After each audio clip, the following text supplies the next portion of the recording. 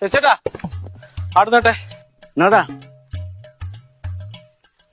ശശിയേട്ടാ നമുക്കൊരു കത്ത് കിട്ടി. കത്താ? ആ ഈ കാലത്താ? അത് തന്നെയാ പ്രശ്നം.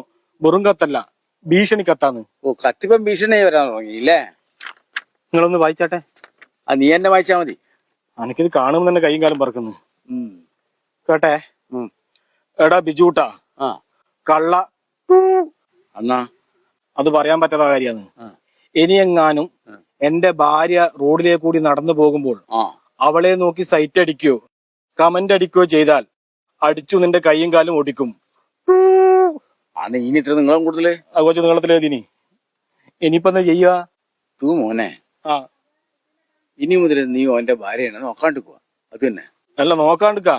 പക്ഷെ ഈ കത്ത് കള്ള പടുവില്ലേ, അഡ്രസ്സും പേരും ഒന്നും എഴുതിയില്ല. ഇതിപ്പോ ആരെ ഭാര്യ എന്ന് വിചാരിച്ചിട്ട് ഞാൻ നോക്കാണ്ടിക്കുക.